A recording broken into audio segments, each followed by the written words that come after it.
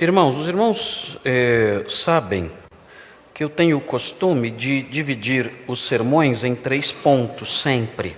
Muito difícil eu dividir em mais ou menos pontos, sempre 3 pontinhos por razões didáticas, né? Então, já há muitos anos que eu faço isso, os irmãos estão acostumados. E este sermão aqui é um sermão também dividido em 3 pontos, falando sobre a linhagem de cada um dos filhos de Noé. Só que a divisão aqui é uma divisão natural. É uma divisão que brota do texto naturalmente, porque o texto fala dos descendentes dos 3 filhos. Então, o próprio capítulo já está dividido em 3 partes. Então, na realidade, tudo que os irmãos têm ouvido desde o domingo retrasado, ou antes do retrasado, sobre esse capítulo aqui, é parte de um sermão só. Então, eu comecei a pregar esse sermão, já preguei 2 vezes falando sobre esse texto, mas é tudo um sermão só. É que é um sermão muito comprido, então não dá para eu pregar num culto só. Os puritanos, no século 17 e 18, os pastores pregavam de 6 a 9 horas. Era normal isso. Se os irmãos fossem num casamento puritano, o pastor, durante a festa, pregava 2 horas, para deleite dos convidados. Era assim que eles se divertiam. A festa era assim. 2 horas de sermão na festa. Num culto normal, então, o pastor pregava de 6 até 9 horas. Mas eu não posso fazer isso. Eu tenho vontade de fazer isso. Já fui tentado muitas vezes a pregar 6 a 9 horas. Adoraria fazer isso algum dia. Mas eu não posso fazer isso, que aí os irmãos vão embora e na segunda-feira eu estou demitido. Os irmãos vão reunir aí, vão mandar eu embora, não deixam mais eu voltar aqui na igreja. Então, o que eu faço? Os irmãos não contavam com minha astúcia. O que eu faço? Eu divido o sermão em vários pedaços, e aí fica mais fácil. Então, eu já preguei a introdução do sermão, gastei 1h10 na introdução desse sermão aqui. Aí eu preguei o ponto 1 na semana passada, gastei mais 1 horinha no ponto 1, aqui até o versículo 5. Hoje eu vou pregar o ponto 2 do sermão. E assim os irmãos vão recebendo o sermão aos poucos, ok? Então, muitos falam, mas por que não divide essa parte em 3 também? Não, é que é o segundo ponto do sermão. Então, os irmãos que estão acompanhando estão já pegando o sermão já em andamento, estão já conhecendo esse texto aqui, que já vem sendo estudado já há algum tempo. E hoje, então, nós vamos ao ponto 2, já fizemos a introdução ao texto num sermão, estudamos o ponto 1 no outro sermão, e agora, então, o ponto 2, que fala aí dos filhos de Cã. E os irmãos sabem, é um texto... humanamente falando, né, falando aqui a linguagem dos jovens, é um texto chato. Não? Vocês já fizeram um devocional em Gênesis 10 alguma vez? Não? Vocês já evangelizaram alguém usando Gênesis 10 alguma vez? Não? Vocês já acordaram algum dia muito desanimados, abriram a Bíblia e caiu em Gênesis 10 e disseram, que bom, eu vou ler Gênesis 10, agora meu coração vai ficar mais tranquilo agora, porque estou lendo essa genealogia maravilhosa dos filhos de Noé. Claro que não, né? Então nós sabemos que o texto é um texto chato, né? Quando nós olhamos da nossa perspectiva é um texto chato, não gostamos muito dele, mas eu não posso pular os textos chatos, eu tenho que pregar nos textos chatos e até descobrir nos textos chatos que eles não são na verdade tão chatos assim. Até descobrir neles que são textos até interessantes. Porque quando nós olhamos os 11 primeiros capítulos de Gênesis, nós estamos aprendendo as origens de tudo.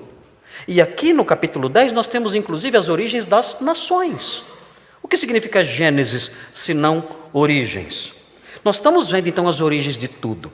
Até o capítulo 11 nós veremos isso, a origem das nações. Veremos depois a origem das línguas no capítulo 11. Quando nós chegamos no capítulo 12, aí a câmera de Deus, ela se focaliza na origem de uma nação específica, que é Israel. Aí a câmera de Deus se focaliza numa família, Abraão. E aí então começa, por assim dizer, propriamente dita, a história da redenção. Na verdade, a história da redenção já começou, né? Mas ela está sendo pintada num quadro muito aberto, num quadro muito amplo, numa visão muito macro. Agora aqui no capítulo 12, que nós chegaremos daqui a alguns anos, no capítulo 12, né, nós veremos então a história da redenção no seu sentido, na sua perspectiva mais específica. Deus escolhendo uma família.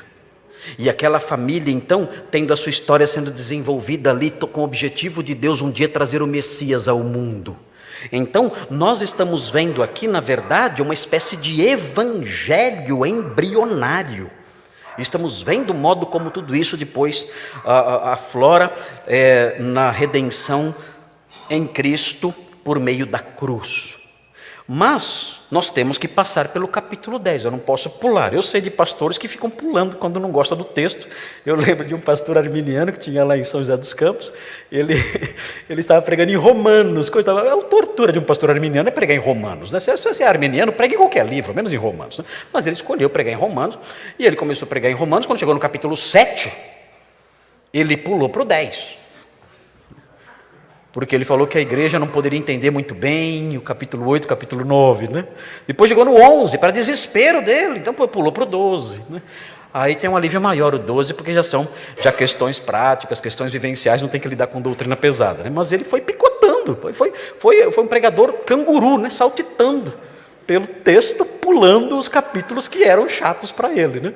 Nós não podemos fazer assim. Mesmo os textos que são desafiadores para a nossa teologia, nós temos que encará-los, olhar para eles e passarmos por eles com honestidade, dizendo: olha, temos dificuldades aqui, temos dificuldades, isso serve para nos humilhar, isso serve para mostrar, como disse Irineu de Leão, que nós sempre seremos alunos. Quem dera pudéssemos desvendar todos os mistérios que há na revelação de Deus. Quem dera pudéssemos atar todos os fios soltos.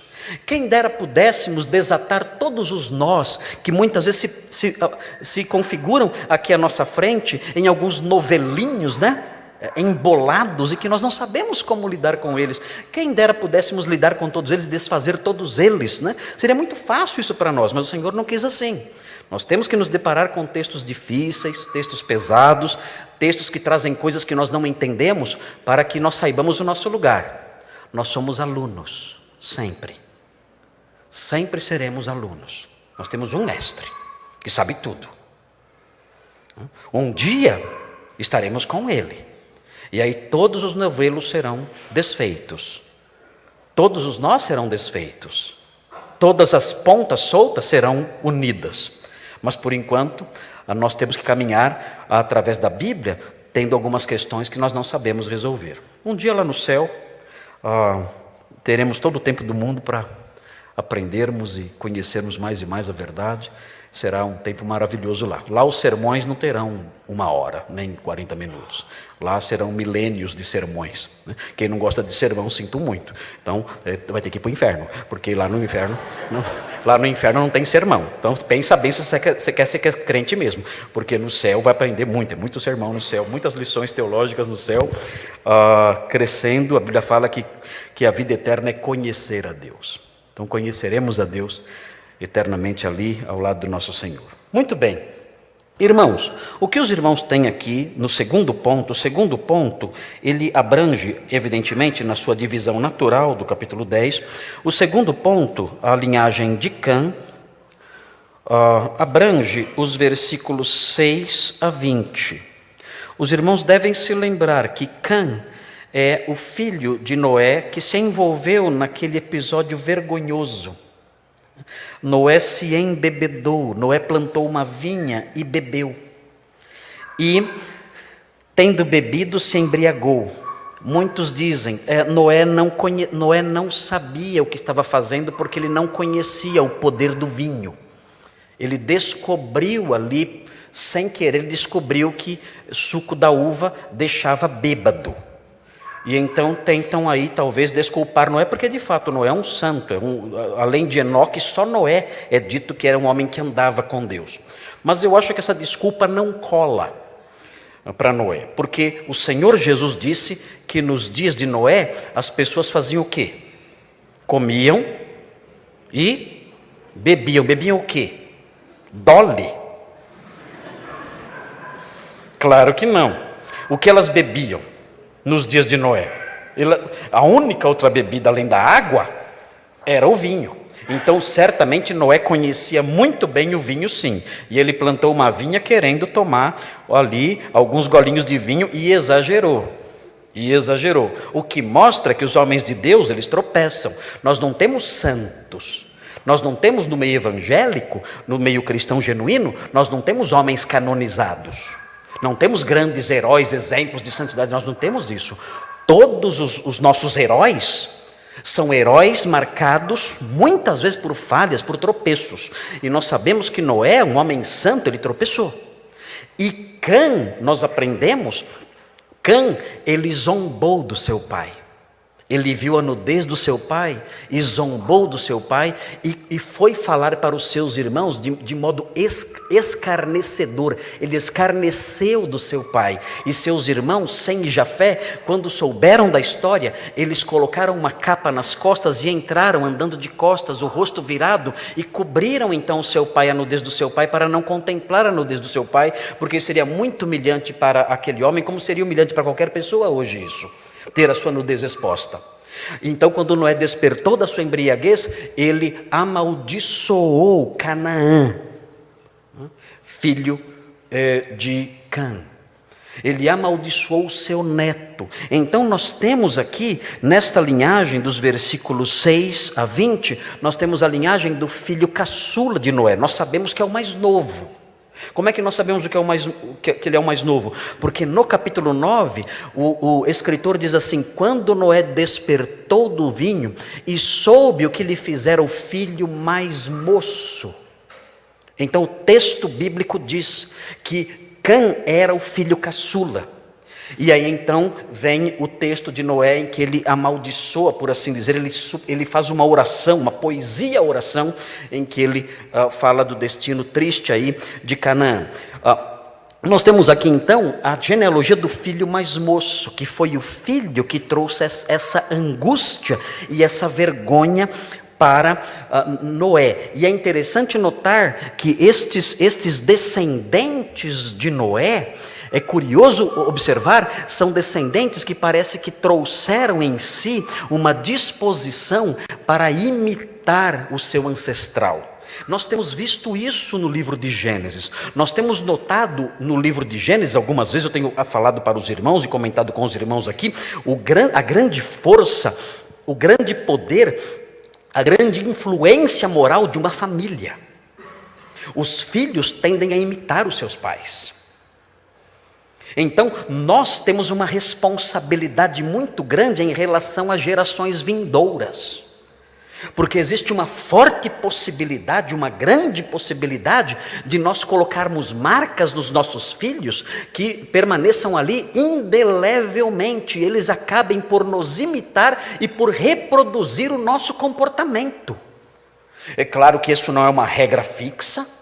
É claro que a graça de Deus, ela atua e ela muda corações, ela muda vidas, mas o livro de Gênesis nos alerta. Deus ele não amaldiçoa o filho ou o neto por causa do pecado do pai, mas nós sabemos pela história de Gênesis que essa influência, uma espécie de reflexo, de reprodução do mesmo comportamento nas linhagens posteriores, nas gerações posteriores, essa palavra que eu estou procurando, as gerações posteriores, nós sabemos que isso pode acontecer. Então nós temos que ter todo um cuidado especial com isso. Então nós temos aqui nos versículos 6 a 20 a história dos descendentes de Cã. E aqui vai aparecer aqui vários povos e vários lugares. Povos, cidades, regiões. Tudo isso vai aparecer aqui. Por isso os irmãos vão me acompanhar, como fizeram no outro sermão, os irmãos vão me acompanhar percebendo o andamento do texto no seu aspecto geográfico. Os irmãos então vão conhecer esses lugares todos, vendo aqui para onde se espalharam essas nações todas que são mencionadas aqui. O texto é um pouquinho maior do que o texto da semana anterior, mas muitos lugares mencionados aqui abrangem as mesmas regiões. Os irmãos verão aí então. Eu tenho aí o mapa, os irmãos devem observar, aí está o mapa, você vê o Brasil, estão vendo o Brasil ali? Então dá para você ter uma ideia mais ou menos de onde nós estamos e onde são os lugares, vai aparecer agora um quadradinho ali, onde são esses lugares que são mencionados nesse texto, nesse parágrafo que é mencionado aqui. Agora, é importante lembrar o seguinte: você é descendente de um dos filhos de Noé. Não tem como você escapar.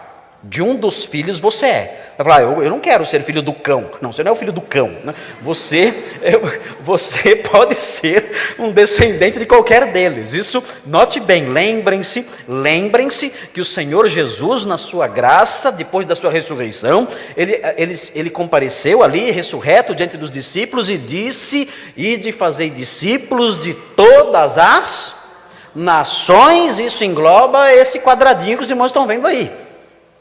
E nós vemos a graça de Deus alcançando essas pessoas, de modo que o que nós vemos aqui, sim, um papel terrível que esses povos aqui exerceram sobre o povo de Deus, sobre Israel, assim como nós vimos na semana passada um papel terrível que os jafetitas terão no futuro contra Israel. Na realidade, refletindo bem, nós sabemos que os jafetitas, os descendentes de Jafé, tiveram já um papel pesado na história de Israel também. Os gregos, o Império Grego dominou Israel, o Império Romano dominou Israel, e esses povos europeus, eram povos descendentes de Jafé. Então, nós percebemos isso aí, e nós, quando chegamos no Novo Testamento, nós aprendemos que essas nações todas, elas são alvos também da graça salvadora de Deus, de modo que jafetitas são salvos, camitas são salvos, semitas são salvos. Uma coisa é certa, o nome do seu ancestral está no capítulo 10. O seu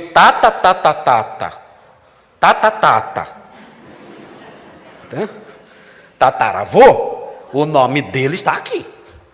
Eu não sei quem é, mas o meu está aqui também, e o seu também está. E nós vamos ver agora então os povos originados aqui em Cã, onde eles se fixaram geograficamente. Então talvez você possa dizer: meus ancestrais eles eram dessa região. Pronto, você é um filho de Cã. Você é um grande candidato a ser descendente de um deles. Se bem que, claro, as nações se mesclaram, não é verdade? Misturou tudo, né? As viagens todas, um povo indo para lá, outro para cá. Então as coisas se misturaram demais, que é um pouco difícil você ter certeza absoluta. Mas nós temos aí alguma ideia aí das origens das nações aí na antiguidade. Você tem aí no versículo 6 a menção dos filhos de Cã, diretamente aí sendo mencionados, Cuxi, e aparece ali Cuxi, você vê ali no sul do Egito, norte do Sudão, você vê ali a terra de Cuxi, que era uma área chamada Núbia. E ali aparece ali mais ou menos ali a situação desse local ali no mapa. Você percebe ali, ao sul do Egito, norte do Sudão. Você vê Misraim. Misraim está no dual. Quando você quer falar uma palavra em português no plural, você coloca o S. Não é assim que o nosso plural, como é que ele funciona? Com a adição do S, geralmente é assim. Às vezes algumas alterações fazemos, mas geralmente, quando queremos falar uma palavra no plural, acrescentamos o S. Casa, casas, igreja, igrejas. É assim que nós fazemos. No hebraico, quando nós queremos dizer uma palavra no plural, nós usamos o sufixo in. In é o plural hebraico. Mas o hebraico tem um plural de 2. É o plural dual. O plural dual, que nós não temos em português, se refere ao plural só de 2 coisas. Se tiver 3, já não é mais o dual. Então, o plural dual não é in, é ain. É um pouquinho diferente. Por isso que você tem Maanaim. Maná, acampamento. Manim, acampamentos. Banaim, 2 acampamentos. O que nós temos aqui é Misraim. Então, abrange 2 lugares. O Alto Egito e o Baixo Egito. Então, o que nós temos aqui é todo o Egito, que já foi pintado ali. Então, você tem aí Misraim, Puti, que é a Líbia, que aparece ali ao lado, a Líbia. Vejam, tudo isso aí no norte da África. E Canaã. Canaã aparece ali, bem pequenininho. Ok? Ali a setinha está mostrando. Eu tenho aqui também. Mas eu não sei se isso aqui vai ajudar ou não. Aqui tem. Os irmãos estão vendo a setinha lá, não estão? Tem um laser aqui. E ele funciona. Ali. Ali, Canaã. Ok, isso aqui funciona. Se eu começar a dormir, eu vou apontar com isso aqui. Você. Ok. Veja aí no versículo 7 a sequência. Vá acompanhando aí, nós vamos encher o mapinha. Vamos colorir o mapa. Veja aí. Os filhos de Cuxi. Vai aparecendo lá os filhos de Cuxi, o primeiro filho de Cã. São mencionados aí. Veja. Sebá envolve os sabeus que ocupavam a região do Iêmen, lá embaixo na Península Arábica, lá embaixo vocês veem ali. E também a atual Etiópia, do outro lado do Mar Vermelho. Então aí você vê Sebá. Depois segue para Avilá, Sabitá, Ramá e Sabtecá, todos ligados à Arábia Saudita, encheu lá a Arábia Saudita. E os filhos de Ramá, que são mencionados aí também, Sabá e Dedã, aparecem aí também, situados aí no norte e sudoeste da Arábia. Quem é a personagem bíblica mais famosa que veio de Sabá? Quem sabe? Quem? A rainha de Sabá, 1 Reis 10:1, que fala da rainha de Sabá que foi visitar quem? Salomão. Foi de longe, viajou bastante para visitar Salomão, a rainha de Sabá, e ficou encantada com a sabedoria daquele homem, e com as suas riquezas e com toda a grandeza dele. Notem, ela era uma descendente de Cã. Ela era de um povo camita, e ela ficou impressionada com a sabedoria e a grandeza que o Deus de Israel concedeu ao rei Salomão. Veja aí na sequência, nós chegamos então ao versículo 8. No versículo 8, nós fazemos uma pausa. Por quê? Porque o versículo 8, ele não continua falando sobre a geografia. Ele abre um parênteses e conta a história de um grande herói, um grande caçador, um grande guerreiro. Veja o que diz aí. Cuxi gerou a Nimrod. Vejam aí o nome desse grande guerreiro. Nimrod, o qual começou a ser poderoso na terra. Aqui aparece a palavra Gibor. Gibor é uma palavra que lembra, traz a noção de um guerreiro, alguém valente, corajoso. O texto fala que ele começou a se tornar poderoso na terra. Nimrod é um grande herói, um grande guerreiro. E nós percebemos aqui a sua grandeza sendo reconhecida pelo próprio Moisés aqui em Gênesis. Nimrod foi um grande rei. Nós veremos aqui a extensão do seu império. É muito interessante ver isso, tanto que alguns, dada a grandeza dele, alguns associam Nimrod a um deus assírio chamado Ninurta, porque diz a tradição, os escritos antigos dizem que Nimrod, depois de morto, ele foi deificado. Isso era muito comum na antiguidade. Um grande rei, quando era morto, quando morria, esse rei era transformado numa divindade e passava a ser adorado. E isso deve ter acontecido com Nimrod. Isso atrapalha um pouco, porque nós olhamos para isso e dizemos assim: esse personagem é um personagem mitológico ou é um personagem histórico? Por quê? Perguntamos isso, porque quando ele é apresentado como um deus, nós sabemos, isso é um personagem mitológico. Não necessariamente. Às vezes um deus é nada mais, nada menos do que um personagem histórico deificado pelos seus contemporâneos ao tempo da sua morte. Então nem todos os deuses, por assim dizer, eram meros mitos. Pode ser que eles tenham sido personagens reais, que foram divinizados depois. Os imperadores romanos, sempre que morria um imperador romano, ele era transformado num Deus e já era estabelecido um culto a ele, e não somente a ele, às vezes a pessoas queridas dele. E como há uma proximidade um pouco maior, nós sabemos então a distinguir entre os imperadores romanos o que é mito e o que não é. Mas Nimrod talvez seja o deus Ninurta, não sabemos. Se ele, e como de fato sabemos, ele sendo realmente um personagem histórico, deve ter vivido em 2500 a.C., mais ou menos. O texto diz assim: ele foi valente caçador. Os grandes guerreiros do passado, eles eram também associados à caça.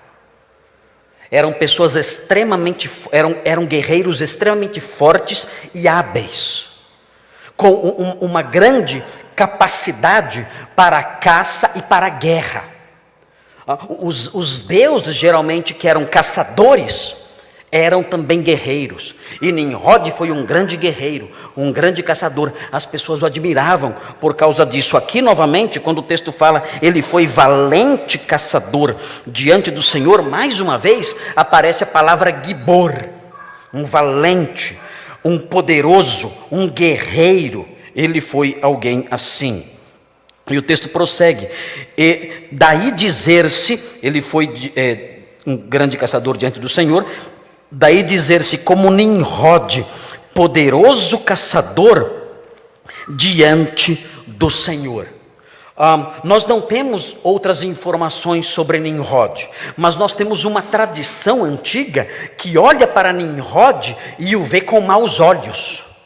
E quando nós olhamos os reinos que ele fundou, dá para descobrir por que nós devemos olhar para Nimrod com uma certa desconfiança. Ele foi um grande guerreiro, um grande caçador, um homem violento, um homem que expandiu o seu império pela força. Ele era, diz a tradição, ele era um homem orgulhoso, que se julgava em vida Deus. Nimrod, diz a tradição, Nimrod dizia que ele era dono do sol. Humilde, hein? O sol é meu. Eu sou dono do sol. Essa era a postura de Nimrod.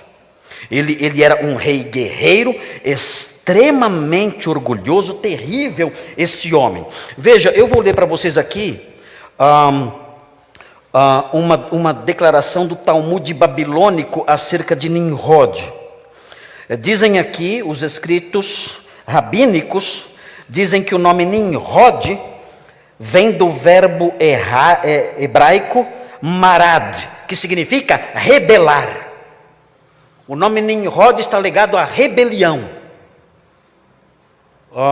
Isso já dá para ter uma ideia mais ou menos da sua conduta, porque os nomes da antiguidade eram dados às vezes posteriormente à pessoa.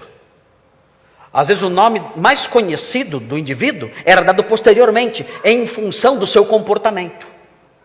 Então, nós temos aqui Nimrod sendo um nome conectado à rebelião.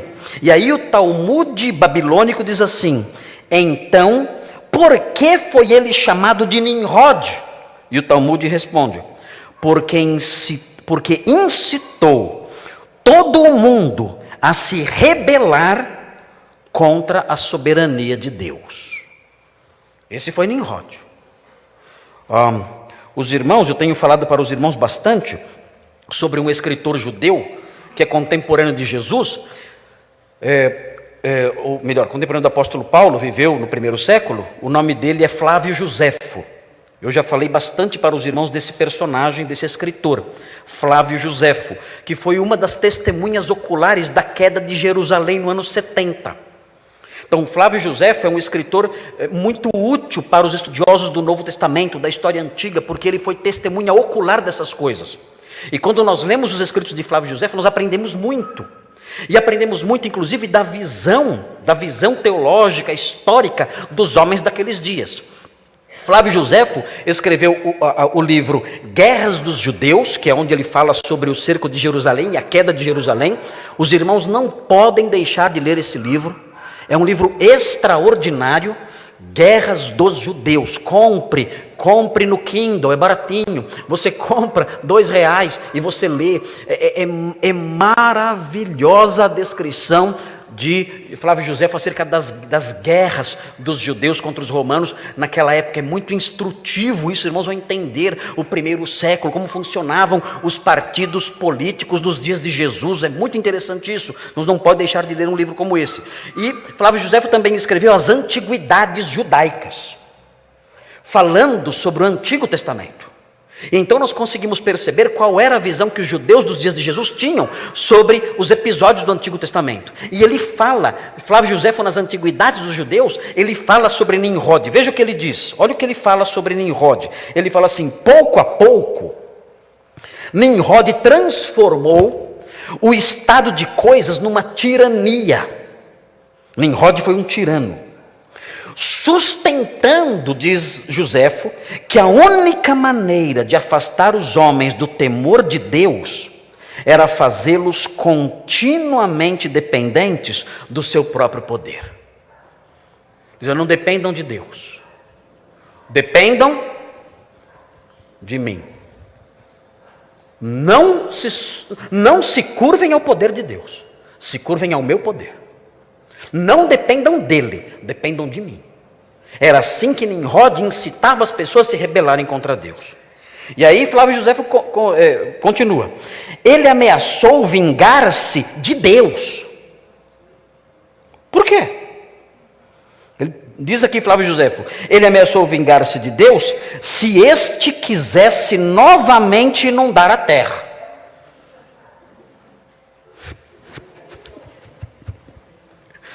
Né?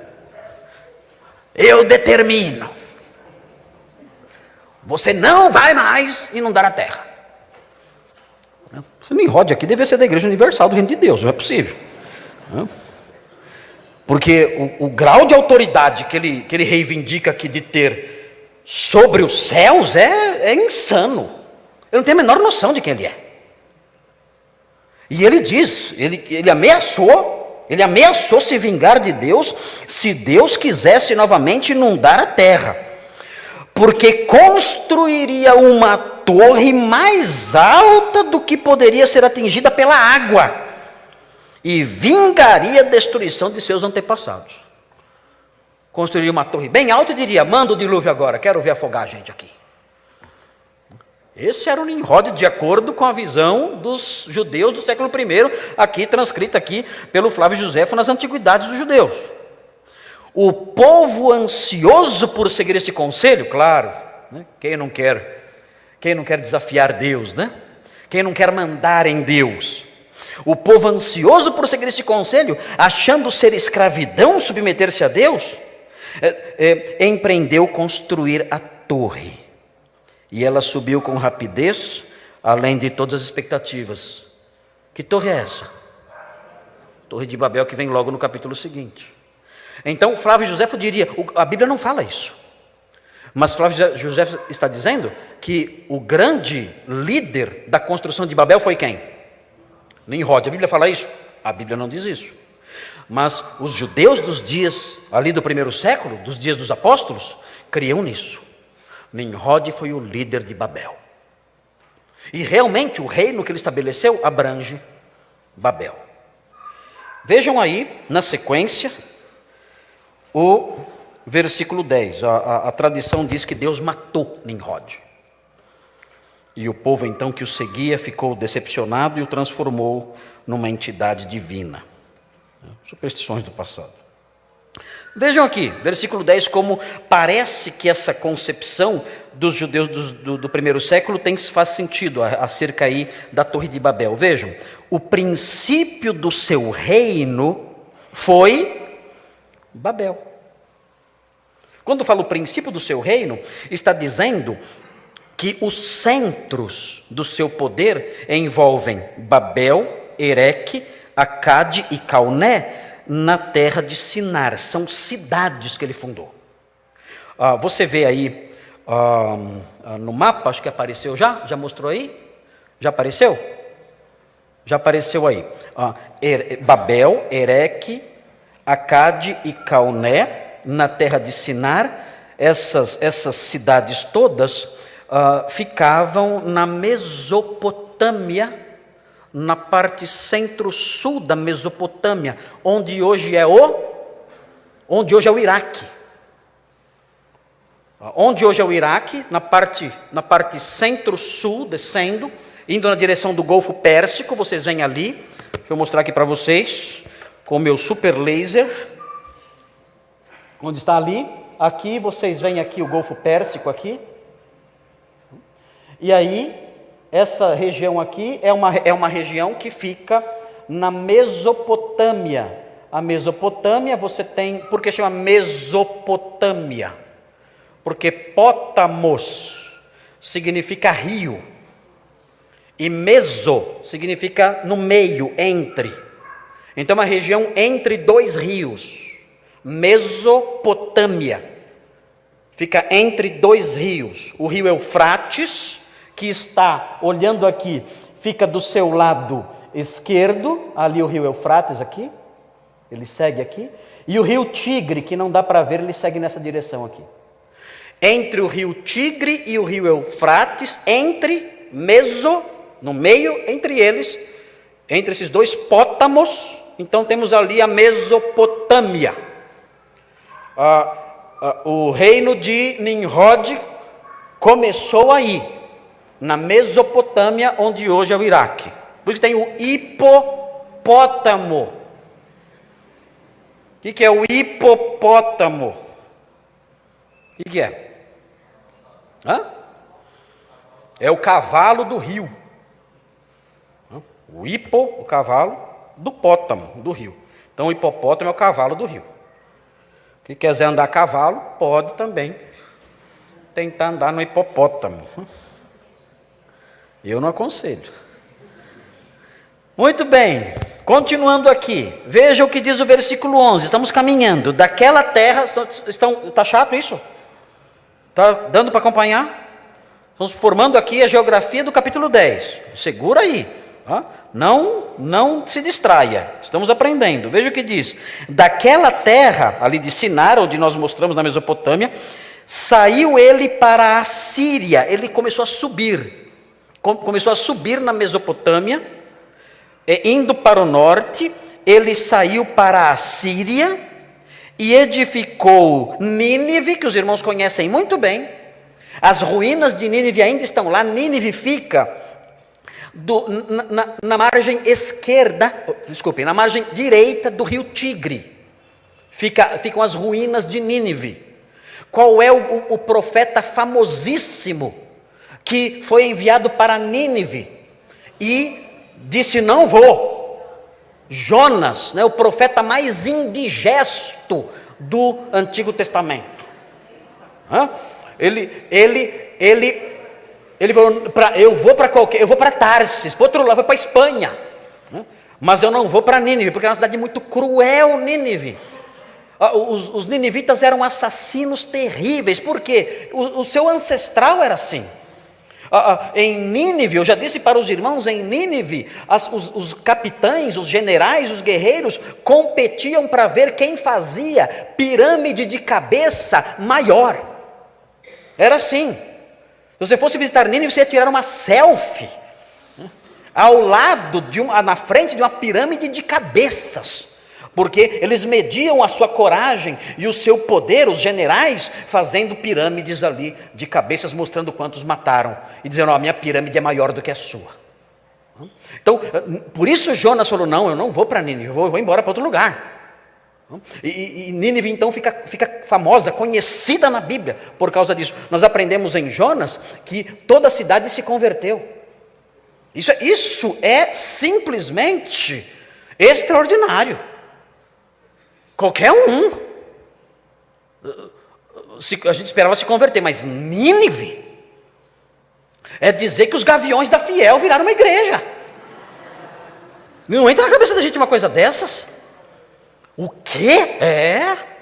O pessoal do PCC agora é uma congregação.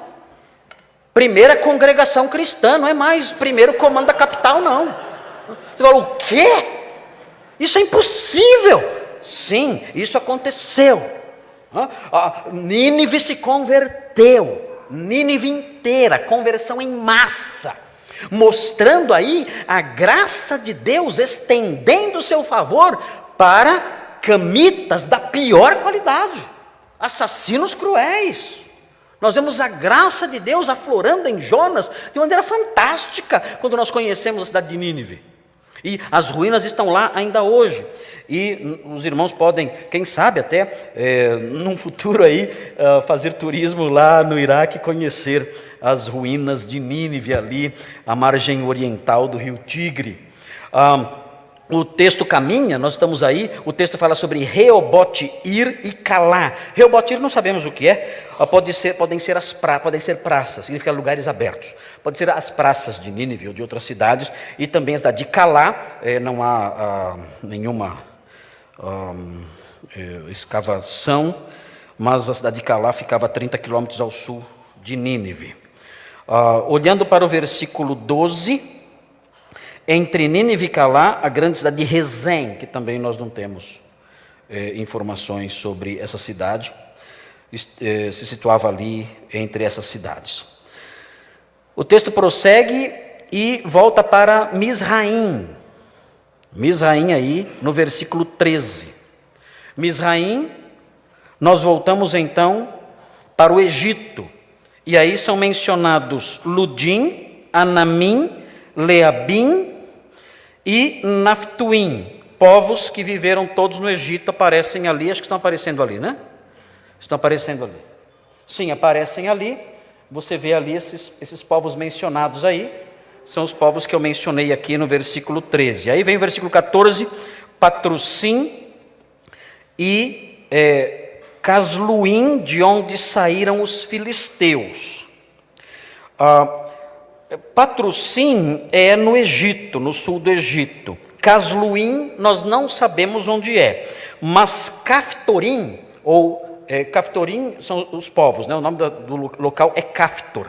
Caftor é a ilha de Creta, que vai aparecer aí, onde está, ali aparece, ali a ilha de Creta. Os Caftorim vêm dessa ilha. São os filisteus. Os filisteus, depois, eles saíram de Caftor e foram aqui para o sul de Canaã. Foi um povo que deu muita dor de cabeça para os israelitas na época do rei Davi. Os filisteus. Vocês devem se lembrar de Golias, que era um gigante filisteu. Os povos... O povo filisteu veio de Caftor, que é a ilha de Creta. Você vê aí na sequência o versículo 15, estamos caminhando aí. Diz assim, Canaã, volta agora para Canaã, que já foi mencionado lá atrás. Canaã gerou a Sidom. E aí, isso na Síria, os irmãos conhecem Sidom, nos conhecem as duas cidades famosas, Tiro e Sidom, no litoral, ali ao norte da Síria. E a Ete. A Ete, ele se fixou na região de Judá, ao sul ali, aqui está. Ete ao sul aqui da Palestina. Aqui foi aproximado do mapa para os irmãos acompanharem melhor, que não daria para ver. Mas os irmãos devem se lembrar, Ete, os irmãos devem se lembrar de um eteu muito famoso na história bíblica. Quem foi o eteu mais famoso da história bíblica? Um general de Davi. Qual era o nome dele? Lembram da esposa dele? Urias. Urias o eteu. Urias o eteu. Ele era camita. E a esposa dele como se chamava? Batseba. E Davi fez uma armadilha para que ele morresse. E ele foi morto. E o Senhor puniu Davi e toda a sua descendência, sua família, por causa desse crime terrível. Contra Urias, o eteu, um descendente de Cã, filho de Noé. É o eteu mais famoso da Bíblia. No versículo 16, fala dos jebuseus. Os jebuseus eram os moradores de Jerusalém. Os jebuseus, e aí vem uma lista que prossegue aí, os jebuseus, os amorreus, girgazeus, todos aí, moradores aí de Canaã, estão sendo alistados aí, 17, os heveus, arqueus, os sineus, aí também a terra de Canaã, com a exceção de sineus e arqueus, que ocupam o Líbano, mais ao norte. Versículo 18, fala dos arvadeus, os zemareus e aos amateus, eles também habitando na costa da Fenícia, ao norte ali da Palestina, os zemareus na Síria, e os amateus são da cidade de Amate, na Síria, às margens do rio Orontes, na Síria. E aí aparece aí, não aparece, acho que não dá para ver o rio aí. Aí não tem como ver o rio. Mas dá para ter uma ideia de onde é ali ao norte, ali na Palestina. E o texto fala que depois disso se espalharam as famílias dos cananeus, talvez uma alusão à Torre de Babel, que é o relato que vem depois, falando desses povos todos se espalhando. Ou seja, os camitas estiveram envolvidos no episódio de Babel. E os cananeus estiveram envolvidos no episódio de Babel. Versículo 19, e o limite dos cananeus foi desde Sidom ao norte, ali Sidom ao norte,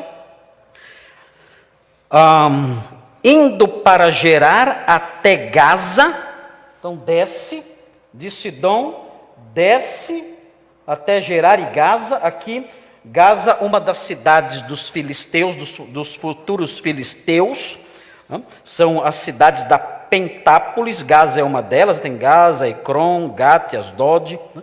São as cidades da Filístia, e indo para Sodoma, Gomorra, Adimá e Zeboim até Laza, abrange então, aqui não dá para ver o Mar Morto está aqui, bem pequenininho, na verdade é um lago, é um grande lago, não chega a ser um mar mesmo, recebe o nome de Mar Morto, mas é um lago. Essas cidades foram mencionadas, Sodoma e Gomorra, indo nessa direção aqui do Mar Morto que fica aqui. Essas cidades ficavam nessa regiãozinha aqui, não dá para colocar o nome delas aqui, porque não tem espaço. E aí o versículo 20 termina com um refrão que já foi dito no versículo 5 e agora é repetido no versículo 20. São estes os filhos de Cã, segundo as suas famílias, segundo as suas línguas, em suas terras, em suas nações. E aí você tem o mapa todo.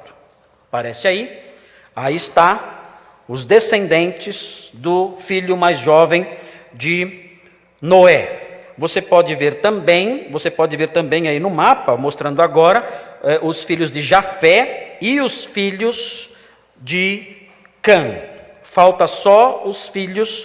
Estão faltando aí os filhos de Sem apenas. E dá para ter uma noção aí de onde é isso no mapa geral. Você vê aí povos da África, Oriente Médio, Europa, tudo aí já se espalhando e fazendo com que as nações tomem aí os seus espaços e daí vão se espalhando pelo mundo todo. O que nós temos aqui são os princípios das nações. Pronto, preguei.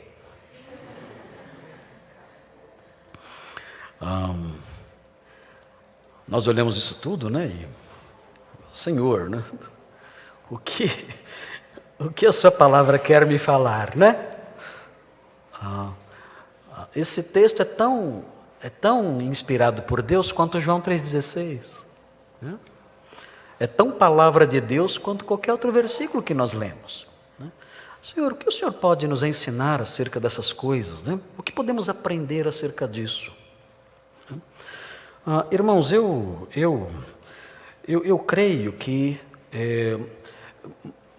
Moisés, ele queria, ao colocar esses povos todos aqui, nós vemos a ênfase que ele dá em Canaã e tudo mais, né?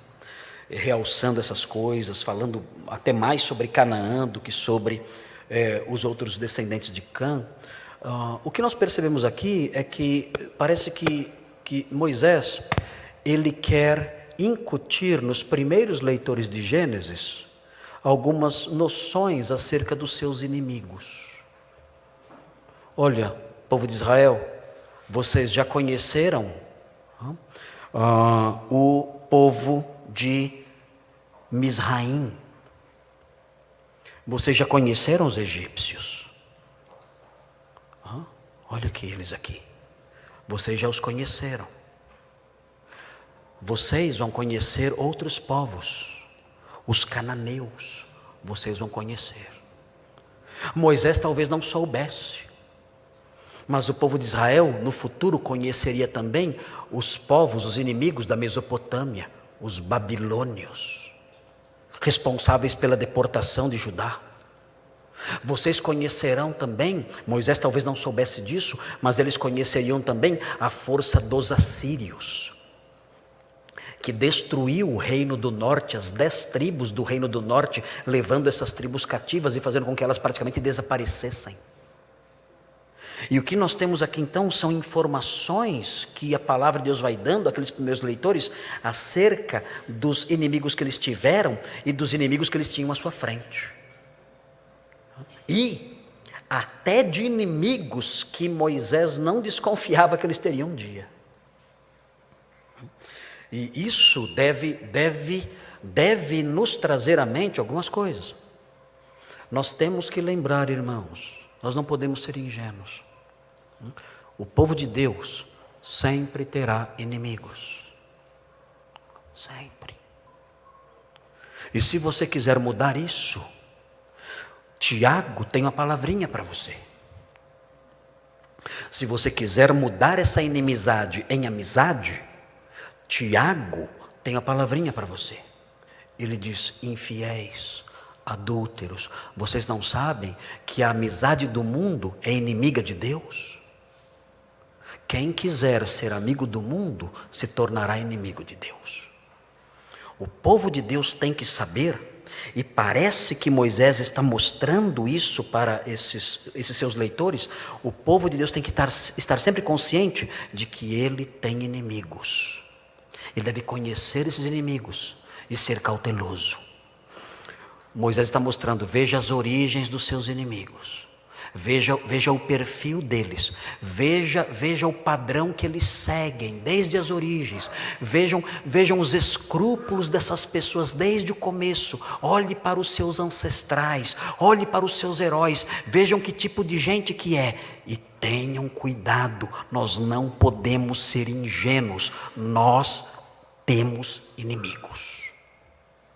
O povo de Deus é levado muitas vezes para direções perigosas e se afunda em armadilhas terríveis e tem a sua vida devastada muitas vezes porque não foi cuidadoso, porque não se lembrou que há inimigos ao redor. A Bíblia nos ensina, quando nós olhamos para o mundo que nos cerca, a Bíblia nos ensina que os incrédulos, e os incrédulos que estão me escutando lá na transmissão, ou mesmo aqui, o que eu vou repetir agora pode assustar vocês. Mas eu quero que mais sirva de alerta para vocês do que assustar vocês. A Bíblia diz que os incrédulos são aqueles em quem atua, em quem Satanás atua. A Bíblia fala do Espírito que agora atua nos filhos da desobediência. Fala que Satanás usa os incrédulos.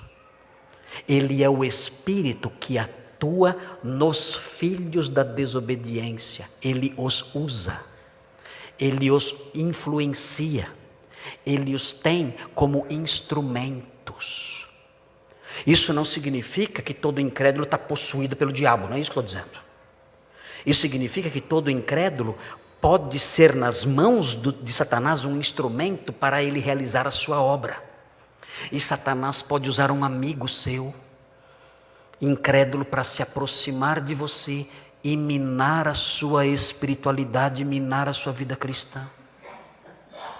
Satanás pode usar um casal simpático que começa a entrar na sua família, trazendo presentes, pagando a pizza. Que casal maravilhoso, nem na igreja eu encontro um casal assim. Cuidado. Mas nem na igreja eu vejo pessoas. Cuidado. Lembrem-se, o povo de Deus tem inimigos. E Satanás atua nos filhos da desobediência. Ele os usa. Ele pode trazer essas pessoas à sua vida sem que você sequer perceba isso. E sem que essas próprias pessoas tenham noção disso. Sem que elas próprias saibam. E pode colocar essas pessoas no seu caminho. E aos poucos afastar você da verdade. E conduzir você e a sua família por sendas terríveis e devastadoras. E acabar com seu casamento, com o seu lar e com a sua vida com Deus. Nós nunca podemos esquecer. Nós estamos em território inimigo. Não significa que eu vou andar assim pelas ruas. Como chama a pessoa que acha que está sendo perseguido o tempo todo? Tem um nome isso, não tem? Paranoico. Nós não temos que ser paranoicos. Quando chega alguém para nós, você não tem que perguntar se é crente ou sou incrédulo. Sou incrédulo, está amarrado em nome, não tem que falar isso. Está amarrado, eu te repreendo. Não tem que fazer isso. Mesmo que você diga, não vai adiantar nada. Isso é bobagem, isso é invenção. Significa que você tem que tratar essa pessoa com respeito, com amizade, com amor profundo e sincero. Você tem que tratá-la assim, com respeito, amizade, um amor profundo e sincero. Mas ao mesmo tempo, você tem que ser simples, como as pombas, e prudente, como as serpentes. Não sejam ingênuos. Não sejam só pombinhas. Não sejam só pombinhas bonitinhas, branquinhas, não. Lembrem-se, sejam serpentes também. Atentos, alertas, sabendo, temos inimigos e estamos no território deles. Fiquem alertas para isso. Moisés quis alertar aquele povo. Tem algo mais que eu quero apontar para vocês aqui. Esse algo mais se relaciona com o texto que fala sobre Nimrod. O texto diz que ele edificou Nínive e outras cidades. Quando nós voltamos para o capítulo 4, nós vemos Caim também fazendo a mesma coisa. 4:17. E coabitou Caim com sua mulher, ela concebeu e deu à luz a Enoque. Caim edificou uma cidade e lhe chamou Enoque. Parece que os homens maus gostam de edificar cidades, né? É estranho isso. Nós temos que talvez construir uma teologia sobre as cidades, mas é curioso notar isso. Caim constrói, edifica uma cidade. Nimrod edifica uma cidade. No capítulo 11, versículo 4, o texto diz, disseram, 11:4, vinde, edifiquemos para nós uma cidade. O que significa? Bem, não significa que você tem que morar no interior, não é isso. Tem que morar no sítio, não é isso. Mas parece que esses homens, a razão de ser da vida deles é perpetuar o seu nome e se fazer grande. A razão de ser da vida desses homens sem Deus é essa: eu quero ter um nome grande. Eu quero ser grande. E nós podemos cair nessa mesma tentação. Fazer da nossa vida, ter na nossa vida um alvo só. E que alvo seria esse? Fazer do meu nome um nome grande. É a síndrome de Caim, é a síndrome de Nimrod, é a síndrome de Babel. Faremos o nosso nome grande. O jovem, ele diz, eu vou entrar na faculdade e eu farei o meu nome grande. E eu terei, e eu serei, e eu farei. E a razão da vida dessa pessoa acaba sendo essa: enaltecer e engrandecer o seu nome. E quando nós olhamos para o livro de Gênesis até aqui, nós descobrimos que esse desejo, ainda que pareça bonito e motivador, nós percebemos que esse desejo é a marca distintiva dos homens que se afastavam de Deus. Não é errado o jovem procurar uma carreira bonita, não é errado os casais que estão aqui, os homens que estão aqui, tentarem crescer na vida e melhorar a sua situação, nada disso é errado. Mas o errado, quando nós olhamos para a palavra de Deus, é o homem que volta a atenção da sua vida somente para a sua própria glória e nada mais. Tudo que ele faz é visando somente a sua grandeza e a sua glória. Quando nós olhamos para o livro de Gênesis e encontramos o verbo edificar outras vezes, nós encontramos esse verbo, por exemplo, em 8:20. Vejam 8:20, um outro homem usando esse verbo. Ou esse verbo sendo aplicado a um outro homem. Veja 8:20, o verbo edificar em 8:20. Veja o que diz. 8:20, é o mesmo verbo aqui, foi traduzido diferente. Edificou Noé um altar. Ele não edificou uma cidade. Ele edificou um altar. O objetivo dele era engrandecer outro nome, não o dele. A razão da vida dele, a filosofia de vida dele era essa: eu não vou enaltecer o meu nome. Eu posso sim ser um grande patriarca, eu posso me tornar conhecido, eu posso ser grande, posso sim. Mas não é essa a razão da minha vida. A minha vida não vai girar em torno desse objetivo. Eu vou enaltecer um outro nome. Eu vou edificar também, mas eu vou edificar um altar ao Senhor, diz o texto. Vejam na sequência, os irmãos olhando, chegando no capítulo 12. Vejam, outro homem de Deus, 12. Vejam aí, 12, 7 e 8. Diz assim: apareceu o Senhor a Abraão e lhe disse: darei à tua descendência esta terra. O que Abraão fez? Ali ele edificou. Edificou o quê? Um altar. Ele não edificou uma cidade. Ele edificou um altar. E o texto prossegue. Passando dali para o monte, ao oriente de Betel, armou a sua tenda, ficando Betel ao ocidente, e Ai ao oriente. Ali edificou um altar. É diferente a razão de viver do homem de Deus. Ele quer enaltecer outro nome, não dele.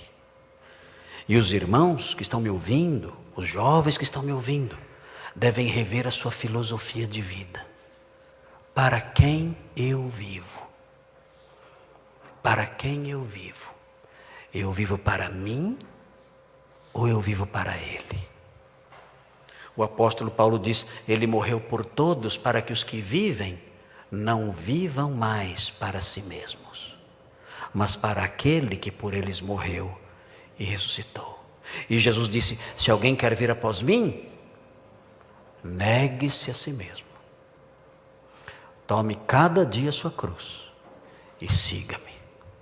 Porque quem quiser achar a sua vida, vai perdê-la. E quem perdê-la por minha causa, vai achá-la. Então, queridos, o mundo ao nosso redor faz apelos constantes. Você tem que ser grande, você tem que perpetuar o seu nome, realizar grandes feitos. E nós somos muitas vezes encantados por essas coisas. E podemos perder de vista, pode ser colocado uma nuvem diante dos nossos olhos. E podemos perder de vista uma filosofia de vida realmente cristã, dizendo: ok, Eu vou perseguir esses ideais, mas eu vou perseguir esses ideais visando algo diferente. Eu vou fazer a minha faculdade, eu vou fazer o meu investimento, eu vou dar os meus passos profissionais, mas eu terei um outro objetivo. Essas coisas serão altares, altares em que eu vou fazer sacrifícios para enaltecer o nome do meu Deus. Eu não serei Caim, não serei Nimrod, eu serei Noé, eu serei Abraão. É assim que os crentes devem direcionar suas vidas. Focalizar na glória e na grandeza de Deus. Eu tenho mais uma aplicação, mas não vai dar tempo, então não vou falar. O sermão continua domingo que vem. E eu vou falar sobre a última divisão. E no domingo que vem, então eu faço a última aplicação. Porque eu quero fazer uma comparação entre o rei caçador, que se chamava Nimrod, e o rei pastor. É muito diferente o rei caçador do rei pastor. Mas não vou falar sobre o rei pastor e o rei caçador hoje, porque não dá tempo. Quer aprender sobre o rei caçador e o rei pastor? Não perca. No próximo domingo, nessa mesma hora, nesse mesmo local, nós vamos falar sobre o rei caçador e o rei pastor. Se você não conhece o rei pastor,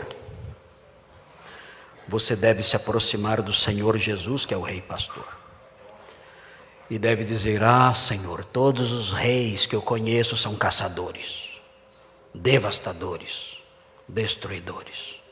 Só o Senhor é o rei pastor. Eu vou segui-lo. Eu vou segui-lo.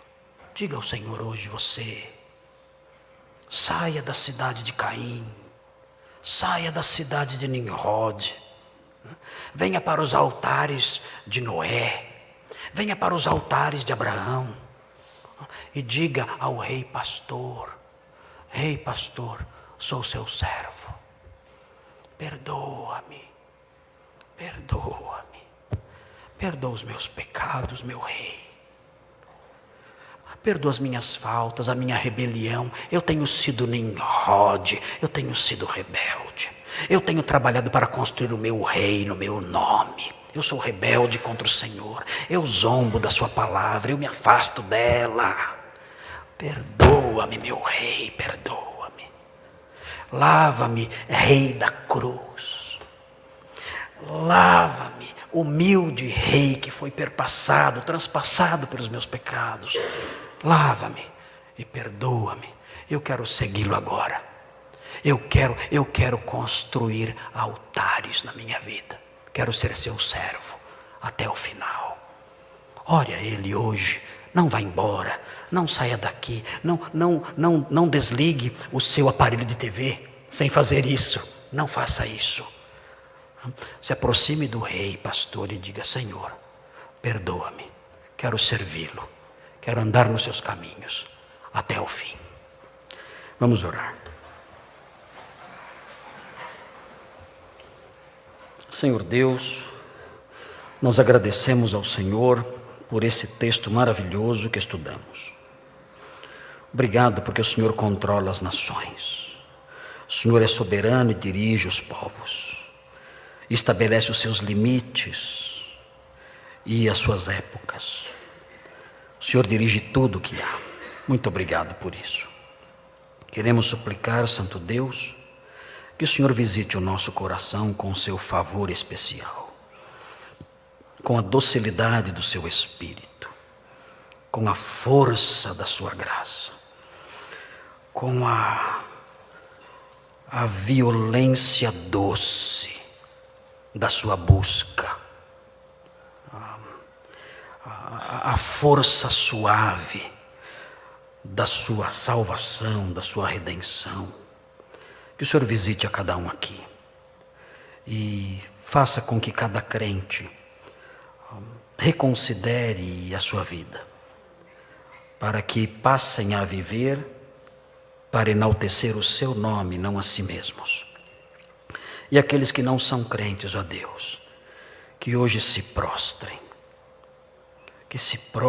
ó Deus, diante do Senhor, numa rendição completa, dizendo: salva, perdoa, salva, recebe-me na tua cidade, no meio do seu povo, lava-me, perdoa-me, salva-me. Que haja redenção nesta noite. Nós pedimos essas bênçãos em nome de Jesus. Amém.